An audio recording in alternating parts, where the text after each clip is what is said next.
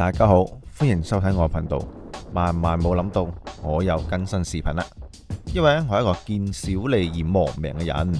阿某小破站送我曝光量，係話7日內發新視頻。為咗貪呢個小便宜啊，所以我老虎蟹都要更新一期。講好今日又冇咩比賽，又冇咩稿寫，比較輕鬆。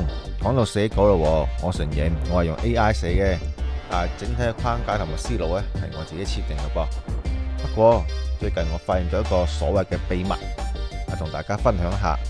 原嚟我能夠用得上嘅嗰啲大模型嘅網頁端或者應用端使用嘅搜索方法同埋途徑係同嗰啲龍蝦調用大模型嘅時候係唔一樣嘅，得到嘅結果當然就唔一致啦。點解我咁後知後覺嘅？因為剛開始嘅時候我寫稿係好老實嘅，都係一篇篇咁用 AI 手搓出嚟嘅，不斷複製黏貼，複製黏貼，效率好慢。後嚟我就諗啦，雖然龍蝦用起嚟係燒嗰啲 token 係要錢買喎，但係如果後續我規模上咗去啦，冇可能下下都手搓㗎，而且規模上去之後，我明收入都跟得上啦，買 token 嘅錢應該可以應付得嚟嘅。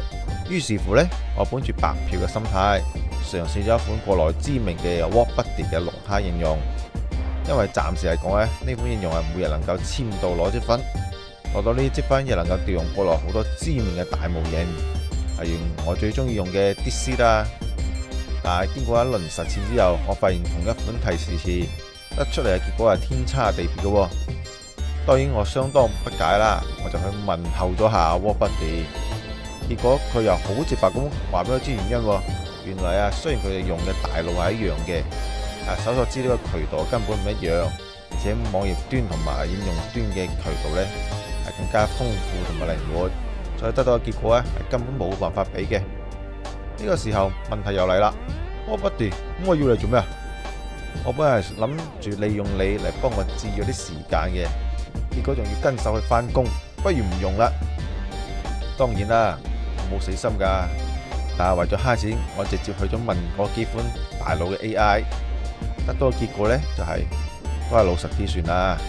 暫時國內嘅環境比較麻煩，不過其實我覺得與其沖涼不如做質。一篇10萬加嘅文章比100篇1000加嘅要強好多啦。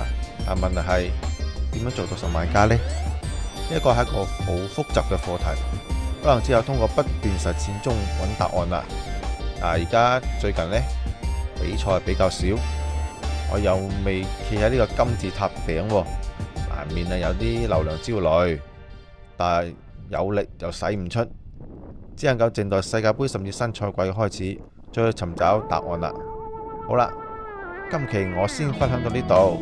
如果你中意我嘅視頻嘅話，歡迎一鍵3連點個關注，點個 like 啊！你嘅支持係我更新嘅最大動力。